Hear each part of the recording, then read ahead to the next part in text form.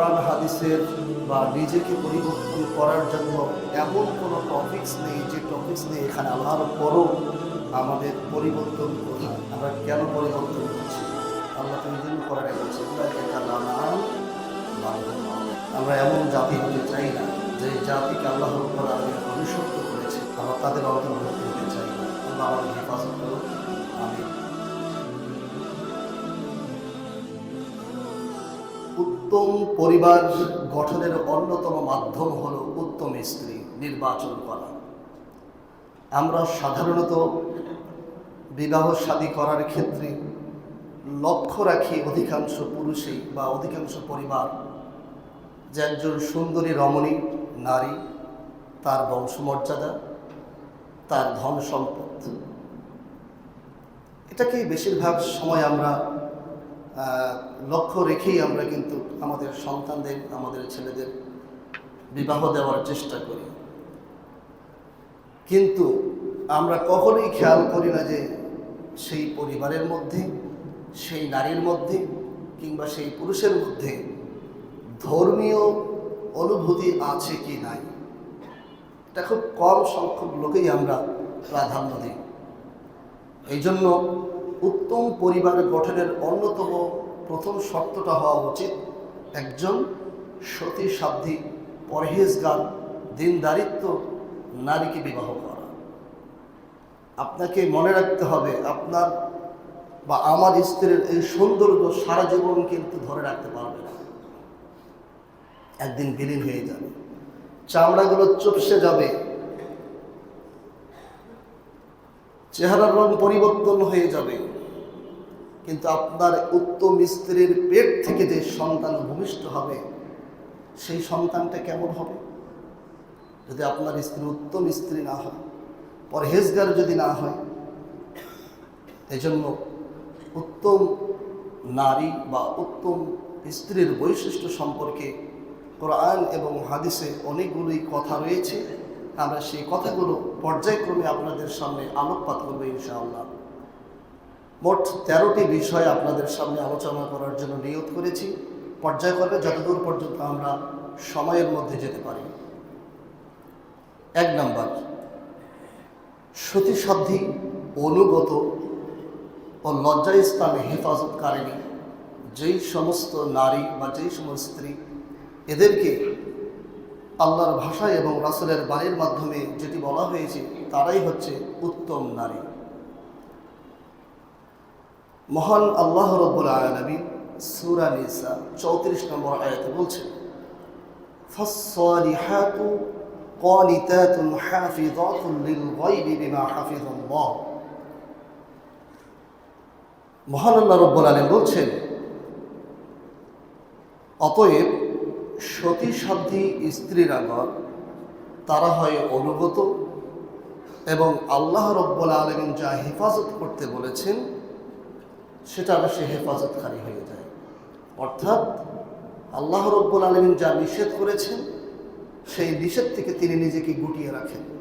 আল্লাহ যা আদেশ করেছেন সেই আদেশটাকে তিনি পালন করার চেষ্টা করেন। অত্র আয়াতে 2টি বিষয় উল্লেখিত হয়েছে, একটি হলো আল্লাহর আনুগত্য, আরেকটি হলো স্বামীর আনুগত্য। আল্লাহ যা বিধিবিধান দিয়েছেন সেগুলো পালন করার যথাসাধ্য চেষ্টা করে এবং স্বামীর যে আমানতদারিত্ব রয়েছে সেগুলোকেও তিনি যথাযথভাবে পালন করার চেষ্টা করেন। সম্মানিত উপস্থিতি, রাসূলুল্লাহ সাল্লাল্লাহু আলাইহি ওয়াসাল্লাম বলেন, 4টি গুণ যদি কোনো নারীর মধ্যে থাকে তাহলে জান্নাতের যে কোনো দরজা দিয়ে সেই নারী প্রবেশ করতে পারবে। 4টি গুণ।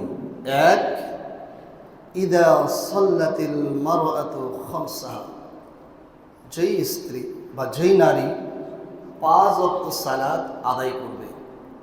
2, অসামাত শাহরাহা, রমাজান মাসের সিয়াম সাধনা করবে। 3, অহাসানাত ফরজাহা, নিজের লজ্জা স্থানকে হেফাজত করবে। খুব মনোযোগ সহকারে শোনার চেষ্টা করতে হবে। আমরা লক্ষ্য করেছি আমাদের কাছে অনেক সময় বিভিন্ন ফতোয়া নিয়ে আসা হয়, জিজ্ঞাসা করা হয়। তো দেখা যাচ্ছে সালাত সম্পর্কে যদি জিজ্ঞাসা করি বা আপনারা আমাদেরকে দাওয়াত করেন, আপনাদের অধিকাংশ পরিবারে আমাদের পদচারণা রয়েছে আলহামদুলিল্লাহ। বলতে গেলে বেড়াদের কম বেশি প্রত্যেকটা বাসায় আমাদের যাওয়া আছে, আপনারা সবাই আমাদেরকে ডাকেন, আমরা যাই। কিন্তু শেষ পর্যায়ে আমি একটা নসিহত করে আসি এবং বলার চেষ্টা করি আমার মাথায় থাকলে, 5 ওয়াক্ত সালাত অবশ্যই আদায় করার চেষ্টা করুন। 5 ওয়াক্ত সালাত অবশ্যই আদায় করার চেষ্টা করুন। মানুষের মৃত্যুর পরেই সর্বপ্রথম তাকে সালাতের হিসাব দিতে হবে। কিন্তু আমরা লক্ষ্য করেছি যে ছোট সন্তান বাসায় আছে, প্রস্রাব করে দেয়, বারবার ঘন ঘন প্রস্রাব করে দেয়, বাথরুম করে দেয়, পরিষ্কার করা বা শীতের সময় কষ্টসাধ্য হয়ে যায়। এজন্য বাচ্চা একটু বড় হয়ে যাবে, তারপরে সালাত শুরু করব, এরকম বলে না বাসায়? আমার বাসায় আমার স্ত্রী বলছে, আপনার বাসায় আপনার স্ত্রী আপনাকে বলছে। আপনি যখন সালাতের নির্দেশ দিচ্ছেন তখন একটা অজুহাত দাঁড় করিয়ে দিয়েছে আপনার সামনে, এটা করা যাবে না।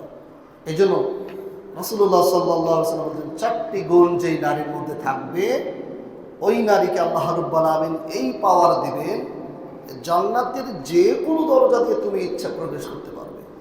তোমার জন্য জান্নাতের সব দরজা খুলে দেওয়া হবে, তোমার যেটা দিয়ে মন চায় সেটা দিয়ে তুমি জান্নাতে প্রবেশ করো। সুবহানাল্লাহ ওয়া বিহামদিহি সুবহানাল্লাহ। পুরুষের ক্ষেত্রে কি এরকম কোনো অফার আসছে? নারীদের ক্ষেত্রে এই অফারটা দেওয়া হয়েছে।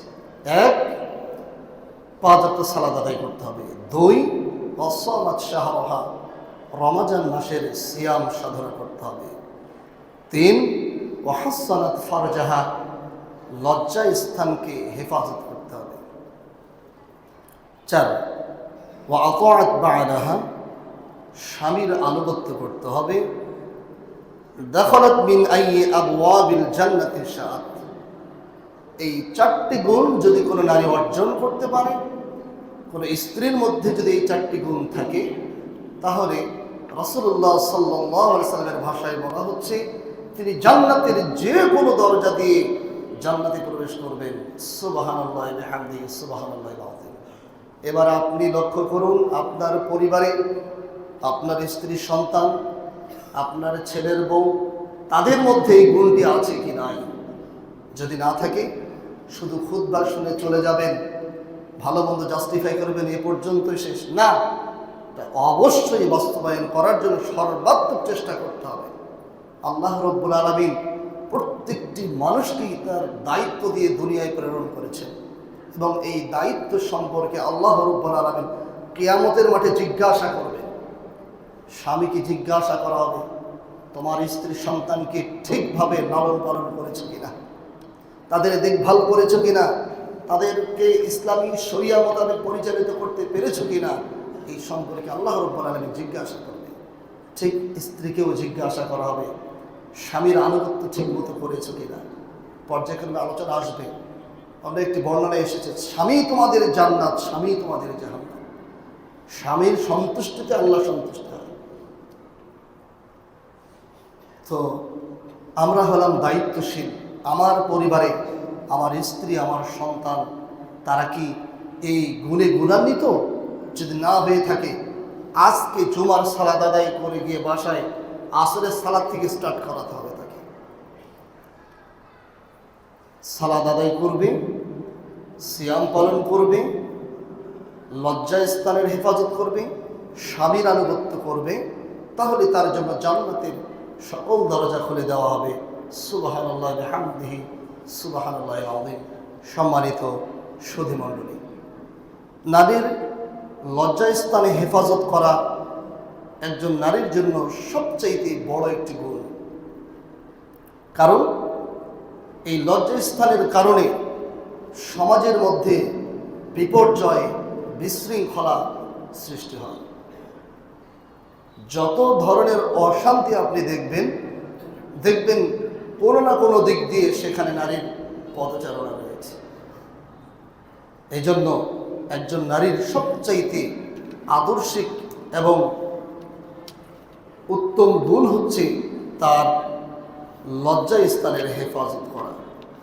আল্লাহ রাব্বুল আলামিন যেন আমাদের স্ত্রী কন্যাদেরকে উত্তম আদর্শ সতীসাধ্যী নারী হওয়ার তৌফিক দান করেন, আমরা বলি আমিন। 2, দিন ও ইমানের কাজে সহযোগী। মুমিন নারী পুরুষ পরস্পরকে দিনের কাজে সহযোগিতা করবে।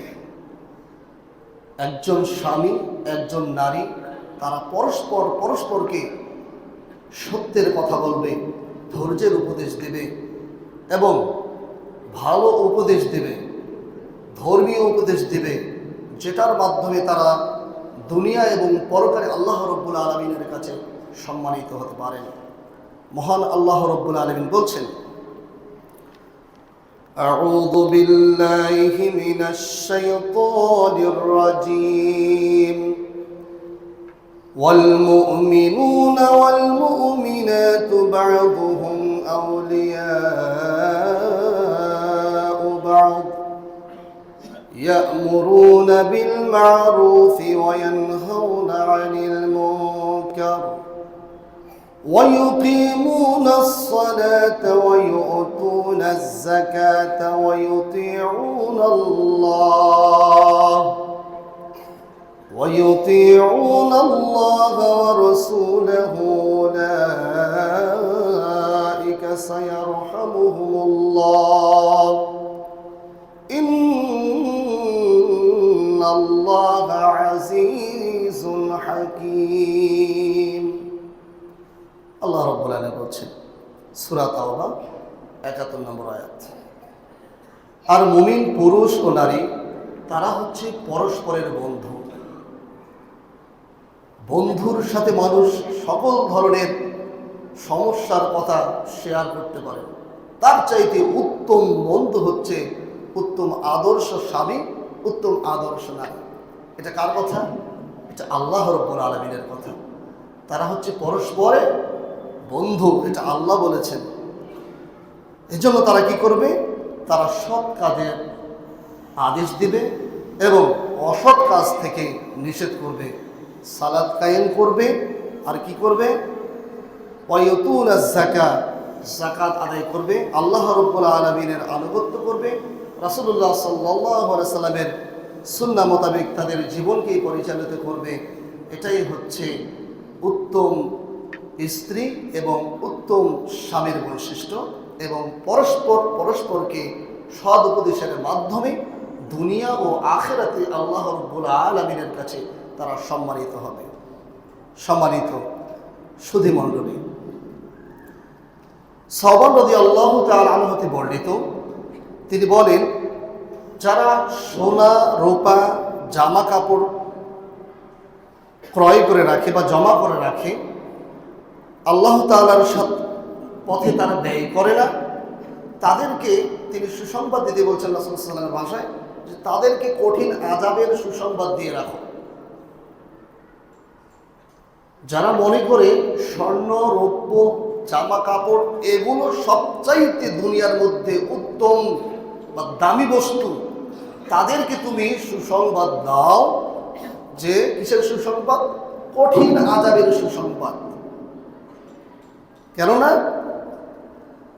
অত্র এই সম্পদগুলো মানুষের কাছে উত্তম, তার চাইতে উত্তম হলো মানুষের নিকটে দুনিয়ার বুকে একজন সতী সাধ্যী স্ত্রী।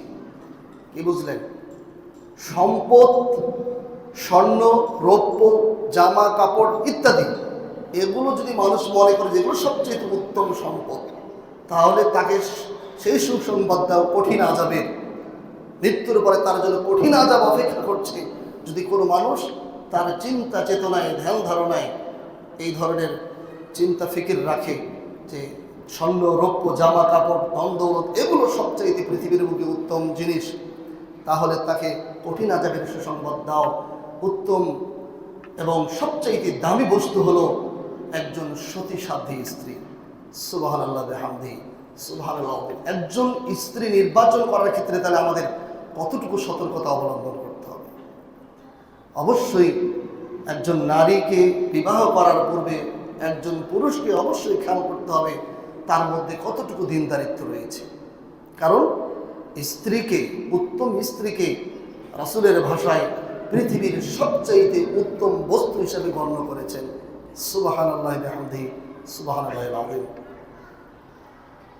সম্মানিত সুধী মণ্ডলী, রাসূলুল্লাহ সাল্লাল্লাহু আলাইহি ওয়াসাল্লাম বলছেন, লিয়াত্তাখিয আহাদুকুম কলবান শাকিরা ওয়া লিসানান যাকিরা ওয়া যাওজাতান মুমিনাতান তুঈনু আহাদাকুম আলা আমরিল আখির।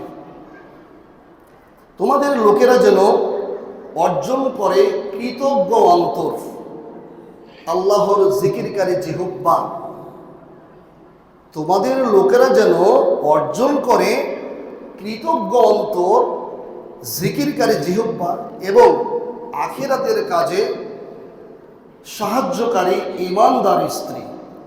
যেই স্ত্রী স্বামীর প্রত্যেকটি কর্মক্ষেত্রে, স্বামীর প্রত্যেকটি কাজে কৃতজ্ঞতা প্রকাশ করে। এই ধরনের স্ত্রী নির্বাচনের ব্যাপারে রাসূল সাল্লাল্লাহু আলাইহি ওয়াসাল্লাম তাগিদ করছেন।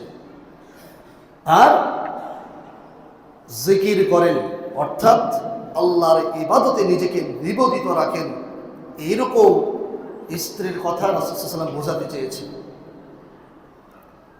আর আপনাকে স্মরণ করে দিবে আখিরাতের কথা, আপনাকে স্মরণ করে দিবে কিয়ামতের কথা, আপনাকে স্মরণ করে দিবে জান্নাতের কথা, জাহান্নামের কথা।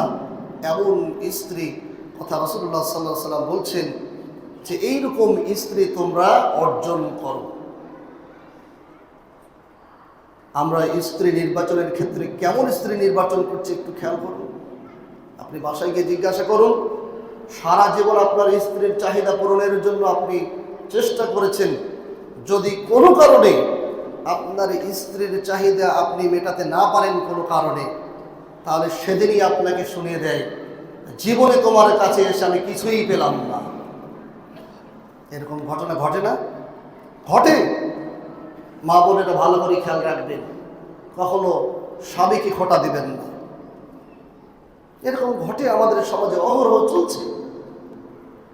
এই জন্য কৃতজ্ঞ অন্তরওয়ালা স্ত্রী, জিকিরকারী জিহ্বাকারী স্ত্রী এবং ইমানদার পরহেজগার স্ত্রী এমন হওয়া উচিত যিনি আপনাকে আখিরাত সম্পর্কে অবহিত করেন। এরকম স্ত্রী নির্বাচন করতে হবে। আর এই বৈশিষ্ট্য যে নারীর মধ্যে রয়েছে, সেই নারীকেই আল্লাহ রাব্বুল আলামিন উত্তম নারী হিসেবে অবহিত করেছেন। 3, প্রেম ভালোবাসা বিনিময়কারিণী নারী যারা, তাদেরকেও আল্লাহ রাব্বুল আলামিন উত্তম নারীর মধ্যে গণ্য করেছেন। স্বামী স্ত্রীর সুসম্পর্ক বজায় রাখার জন্য, পরিবারের শান্তি বজায় রাখার জন্য কিছু বিষয় আমাদের লক্ষ্য রাখতে হয়, কিছু বিষয় আমাদের স্ত্রীদেরকে নসিহত করতে হয়। সেটি হলো, একজন পুরুষ কখন তিনি অন্যায় কাজে ধাবিত হন, যখন স্ত্রীর কাছ থেকে তিনি পরিপূর্ণ ভালোবাসা থেকে বঞ্চিত হয়। আমাদের স্ত্রীরা দেখবেন যখন কোনো পার্টিতে যায়, যখন কোনো বিবাহ অনুষ্ঠানে যায়, তখন তারা সুন্দর পরিপাটি পোশাকগুলো পরেন, সুন্দর করে সেজে গুজে যান। তিনি নিজেকে এমনভাবে পরিপাটি করেন যেন সমাজের মানুষ বা আশেপাশের যারা রয়েছে তারা সকলে যেন আমার দিকে আকৃষ্ট হন। আমাদের ঘরের স্ত্রীদের কথা বলছি, আমাদের মেয়েদের কথা বলছি। আমরা চেষ্টা করি যে আমি এমনভাবে পরিপাটি হয়ে বাহিরে বের হব যেন সবাই আমার দিকে দৃষ্টি দেন। তাহলে যখন আবার বাসায় থাকেন, তখন জীর্ণ শীর্ণ যে পোশাকগুলি রয়েছে, যেগুলো ছিঁড়ে গেছে, রং উঠে গেছে, নষ্ট হয়ে গিয়েছে, ফেলে দেওয়ার উপক্রম, সেই পোশাকগুলো আমরা পরে থাকি। চুলগুলো এলোমেলো থাকে, সাজানো বাছানো থাকে না, শরীরের মধ্যে দুর্গন্ধ সৃষ্টি হচ্ছে।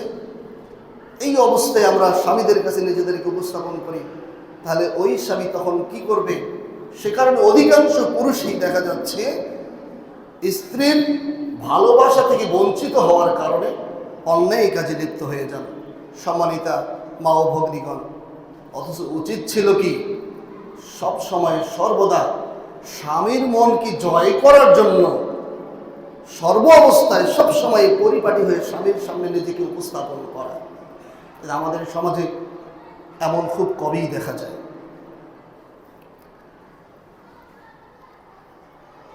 রাসূলুল্লাহ সাল্লাল্লাহু আলাইহি ওয়াসাল্লাম বলছেন, ওয়ানিসাউকুম মিন আহলিল জান্নাতিল ওয়াদুদ الأعوذ على زوجها التي إذا غضب حجاءت التي إذا غضب جاءت حتى تضع يدها في يده ثم تقول لا أذوق غمدا حتى ترضى। তোমাদের জান্নাতি রমণীগণ হচ্ছে যারা স্বামীর প্রতি প্রেমময়ী ও স্বামীর নিকটে বারবার আগমনকারী। অর্থাৎ জান্নাতি রমণীগণ হচ্ছে মানে দুনিয়ার মধ্যে যে স্ত্রীগুলো স্বামীর কাছে প্রেমময়ী হয়ে থাকে, স্বামী যখনই ডাক দেয় স্বামীর ডাকে তিনি সাড়া দেন, সেই সমস্ত নারীদেরকে রাসূলুল্লাহ সাল্লাল্লাহু আলাইহি সাল্লাম জান্নাতি রমণীদের মধ্যে অন্তর্ভুক্ত করেছেন। সুবহানাল্লাহ বিহামদিহি সুবহানাল্লাহ। এবং স্বামী যদি কোনো কারণে রাগান্বিত হয়, রাগ হয়ে যায়, ক্ষুব্ধ হয়ে যায়, তখন ওই প্রেমময়ী নারী, ওই প্রেমময়ী স্ত্রী যিনি বারবার স্বামীর কাছে আগমন করে, তিনি তখন কি করেন, তার স্বামীর হাতে হাত রেখে স্বামীকে বলেন, স্বামী গো, আমার কারণে আপনার যদি কোনো রাগ হয়ে থাকে আর অন্য কোনো কারণেই যদি আপনি যদি আমার উপর ক্ষুব্ধ হয়ে থাকেন, তাহলে এই যে আমার হাত আমি আপনার হাতের মধ্যে রাখলাম, যতক্ষণ না পর্যন্ত আপনি আমার প্রতি সন্তুষ্ট হন ততক্ষণ পর্যন্ত আমি ঘুমাতে যাব না। স্বামী যদি কোনো কারণে স্ত্রীর প্রতি রাগান্বিত হয়, তাহলে আমাদের সমাজের নারীরা স্বামীর রাগ ভাঙাতে যেতে চায় না। স্বামী ঘুমাচ্ছে বিছানার এক কোনায়, স্ত্রী ঘুমাচ্ছে বিছানার আরেক কোনায়। শয়তান সবচাইতে সেখানেই বেশি খুশি হয় যখন স্বামী স্ত্রীর মধ্যে সুসম্পর্কটাকে নষ্ট করতে পারে।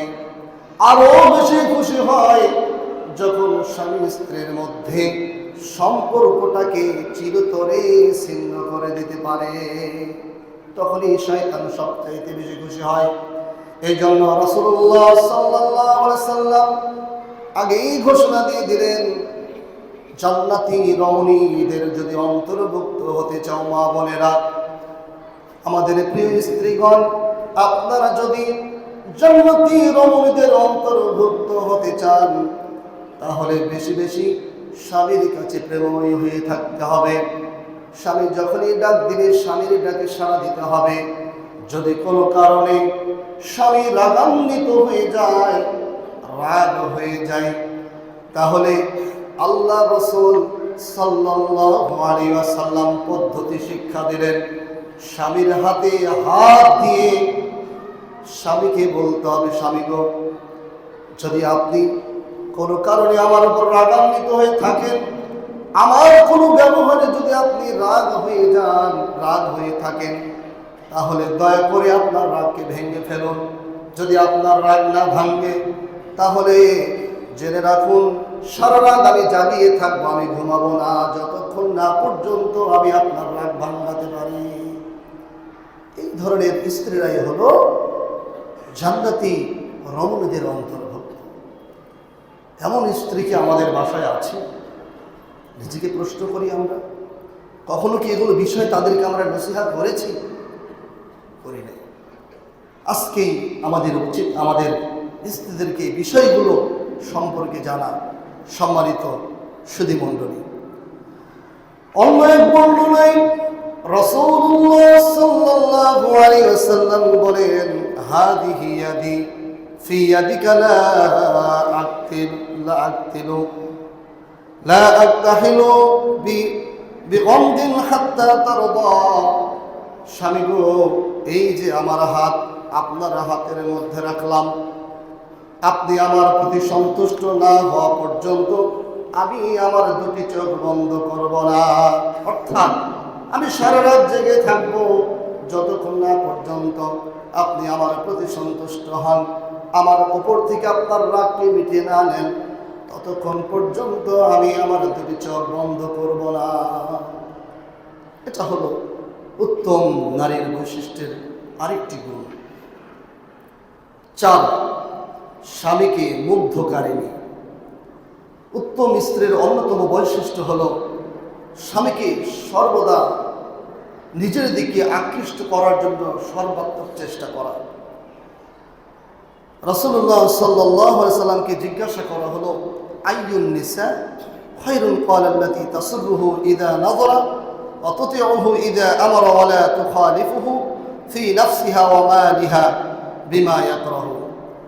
কোন নারী উত্তম হে আল্লাহ রাসূল? আমাদেরকে একটু বলবেন যে উত্তম নারী কারা? রাসূল সাল্লাল্লাহু আলাইহি ওয়াসাল্লাম তখন বললেন যে স্বামীকে আনন্দিত করে যখন স্বামী তার দিকে তাকায় তখন সে নির্দেশ দেয় তা মান্য করে, এবং তার নিজেরও স্বামীর সম্পদের ব্যাপারে স্বামীর কখনোই বিরোধিতা করে না। অর্থাৎ নিজের স্বামীর অপছন্দনীয় কাজ করবে না এবং স্বামীর বিনা অনুপস্থিতিতে তার সম্পদও খরচ করবে না। স্বামী কোথাও গিয়েছে, স্বামীর সম্পদ রয়েছে। অধিকাংশ বাসায় আমাদের কাছে খবর এসেছে এমনও যে কিছু টাকা সংরক্ষণ করে রেখেছিল, কোনো কাজে গিয়েছে, কাজ থেকে এসে দেখেছে টাকা আর নেই। টাকা কি হলো? তার স্ত্রী খরচ করে ফেলেছে। এখন স্ত্রীর সঙ্গে কি ঝগড়া করবে টাকার জন্য? জি না। কিন্তু স্বামী তো কষ্ট পাচ্ছেন যে টাকাটা সে অন্য কাজের জন্য রেখেছিল, কিন্তু স্ত্রী তার নিজের প্রয়োজনে সেটা খরচ করে ফেলেছে। এই কথাই বলা হয়েছে স্বামী সম্পদের সংরক্ষণ করে রাখবে, স্বামীর উপস্থিতি অনুপস্থিতিতে তার সম্পদের হেফাজত করে রাখবে। রাসূলুল্লাহ সাল্লাল্লাহু আলাইহি সাল্লাম বলছেন, আমি কি তোমাকে মানুষের সর্বোত্তম সম্পদ সম্পর্কে অবহিত করব না? তা হলো তোমাদের নেককার স্ত্রী। সে স্বামী তার স্ত্রীর দিকে তাকালে স্ত্রী তাকে আনন্দ দেয়, তাকে কোনো নির্দেশ দিলে তা সে মেনে চলে, তা মেনে চলার চেষ্টা করে, স্বামীর উপস্থিতিতে এবং অনুপস্থিতিতে তার সতীত্ব ও সম্পদের হেফাজত করে। স্বামী চলে গেছে কোথাও কোনো এক সফরে 2 দিন বা 3 দিনের জন্য, এই 2-3 দিন তিনি সবর করতে পারেন না, ধৈর্য ধারণ করতে পারেন না, তিনি অন্য পরকীয়ার সাথে লিপ্ত হয়ে নিজের সতীত্বকে মানুষের কাছে বিলিয়ে দিচ্ছে। এই আমাদের সমাজের চিত্র বর্তমানে এরকম দেখা যাচ্ছে। এই জন্য সতীসাধ্বী স্ত্রী অত্যন্ত গুরুত্বপূর্ণ, অত্যন্ত মর্যাদাপূর্ণ এবং উত্তম আদর্শ স্ত্রীর মাধ্যমে দুনিয়া এবং পরকালে আল্লাহ রাব্বুল আলামিন স্বামীকে মর্যাদায় উন্নত করবেন এবং স্ত্রীকেও আল্লাহ রাব্বুল আলামিন সবচাইতে মর্যাদা সম্মানিত করবেন এবং জান্নাতের যে কোনো দরজা তার জন্য খুলে দেবেন। যে কোনো দরজা দিয়ে ওই উত্তম নারী জান্নাতের মধ্যে প্রবেশ করতে পারবে। সম্মানিত সুধীমণ্ডলী, এরপরে 5 নাম্বার হলো বিপদে আপদে সবসময় সান্ত্বনা দানকারিণী যেই নারী, যেই স্ত্রী, তিনিও হচ্ছেন উত্তম আদর্শ নারী। রাসূলুল্লাহ সাল্লাল্লাহু আলাইহি ওয়াসাল্লাম বলছেন, খায়রু নিসাইকুমুল ওয়াদুদুল মুআসিয়াতুল মুআতিয়াতু ইদা তাকাইনা আল্লাহ। তোমাদের স্ত্রীদের মধ্যে উত্তম হলো যারা প্রেমময়ী, অধিক সন্তান প্রসবকারিণী, সন্তান দানকারিণী, স্বামীর আনুগতা, যখন তারা আল্লাহকে ভয় করে।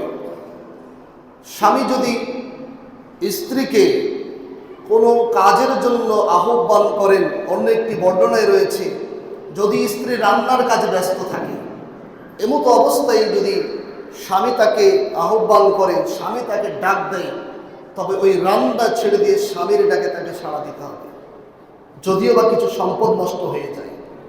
মানে তরকারি যদি চুলার মধ্যে থাকে, সার্বক্ষণিক তো থাকার লাগে, সেখানে একটু সময় বিরতি দিয়ে যদি আপনি কোথাও চলে যান, সেই তরকারি পুড়ে যাবে না?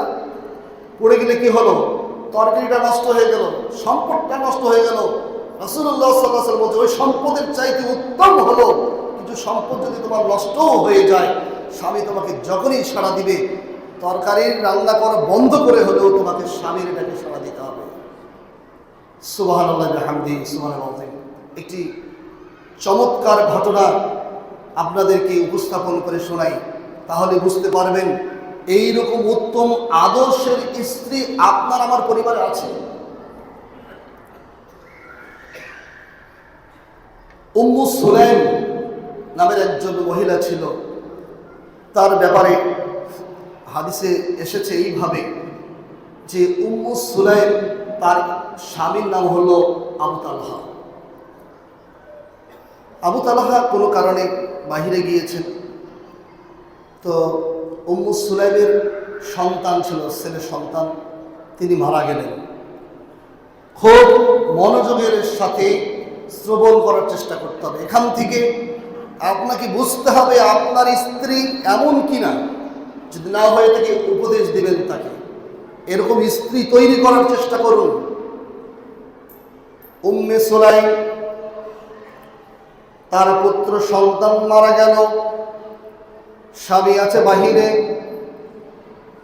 এমন ধৈর্যশীল মহিলা, তিনি পরিবারের সদস্যদেরকে বললেন, আমি উম্মে সুলাইম, আমার ছেলে সন্তান মারা গিয়েছে, আমার স্বামী আবু তালহা বাহিরে রয়েছে, আমার স্বামী যদি বাড়িতে প্রবেশ করে তাহলে আমার ছেলে মরার খবর তোমরা কখনোই বলবে না, আমি না বলা পর্যন্ত। আগেই সতর্ক করে দিলেন যে আমার সন্তান মারা গিয়েছে, আমার স্বামী আছে বাহিরে। বাড়ির সকল সদস্যদেরকে জানিয়ে দেওয়া হলো, আমার স্বামী যেন কোনোভাবেই বুঝতে না পারে তার সন্তান মারা গিয়েছে। উম্মে সুলাইম সদস্যের বাড়ি যত রকমের সদস্য রয়েছিল সবাইকে জানিয়ে দিল, আমার সন্তান মারা গিয়েছে, আমার স্বামীকে তোমরা এটা জানাবে না, আমার স্বামীকে আমি জানিয়ে দেব, কখন জানাতে হবে সেটা আমি ভালো জানি। আবু তালহা তার কাজ শেষ করে বাড়িতে ফিরলেন। উম্মে সুলাইম তার পছন্দ মতো খাবারগুলো রান্না করলেন, স্বামীকে খাবার পরিবেশন করা হলো। আবু তালহা স্ত্রীর সুন্দর হাতের রান্নাগুলো তৃপ্তি সহকারে ভক্ষণ করলেন। উম্মে সুলাইম তিনি সুন্দরভাবে পরিপাটি হয়ে সাজুগুজু করলেন। সাজুগুজু করার পরে তিনি স্বামীকে আহ্বান করলেন, ও আমার প্রাণের স্বামী, আপনি ঘরে প্রবেশ করুন, আসুন। তার স্বামীকে তিনি ঘরে আহ্বান করলেন। স্ত্রীর সৌন্দর্য দেখে স্বামী পাগল হয়ে গেল। স্বামী স্ত্রীর যে সুসম্পর্ক, সেই সুসম্পর্ক তারা সেখানে স্থাপন করলেন।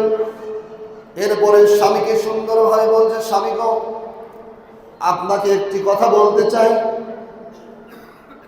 বলছেন যে, বলো, কি কথা বলতে চাও? মনে করো কোনো এক গোত্রের মানুষ যদি তোমার কাছে কোনো কিছু আমানত রাখা হয়, বা অন্য এক গোত্রে যদি কোনো কিছু রাখা হয়, সেই গোত্রের মানুষরা যদি এসে আহ্বান জানায়, আমি আপনাদের কাছে যেই জিনিসগুলো সংরক্ষণ করে রাখার জন্য দিয়েছিলাম সেগুলো দিয়ে দাও, তাহলে কি করা উচিত? মনে করেন কোনো কিছু আমানত আপনার কাছে আমি রেখেছি, যে এই জিনিসটা আপনার কাছে রাখলাম, এটা আপনি সংরক্ষণে রাখেন, যখন আমি চাইব তখন আপনি আমাকে এটা ফেরত দেবেন। তিনি এইভাবে উদাহরণ পেশ করছেন স্বামীর কাছে।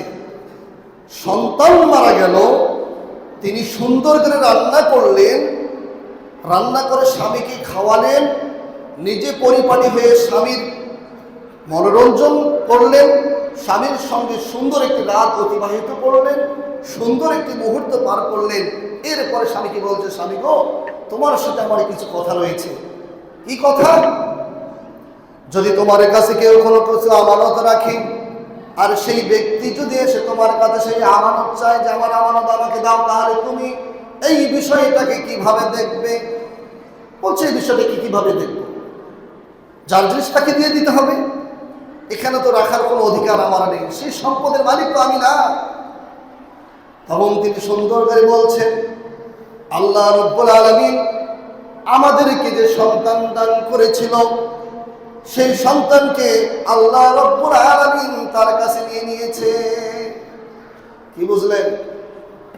সন্তান মারা গিয়েছে, বাড়ির সদস্যদেরকে বলছে আমার স্বামীকে আমি ছাড়া কেউ বলবে না সন্তান মরার কথা। এমন ধৈর্যশীল মহিলা আছে আমাদের, এমন ধৈর্যশীল স্ত্রী আমাদের বাসায় আছে।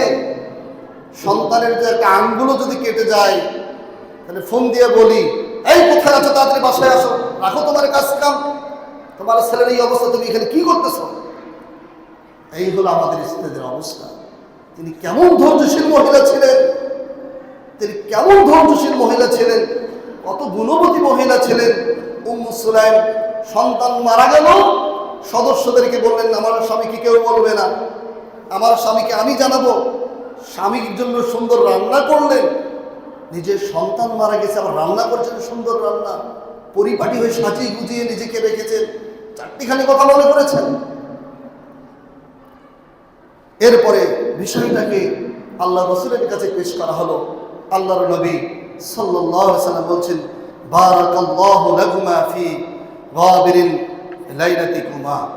তাদের জন্য কল্যাণের দোয়া করলেন এবং বললেন যে আল্লাহ রাব্বুল আলামিন যেন তোমাদেরকে আরো উত্তম একটি সন্তান দান করেন।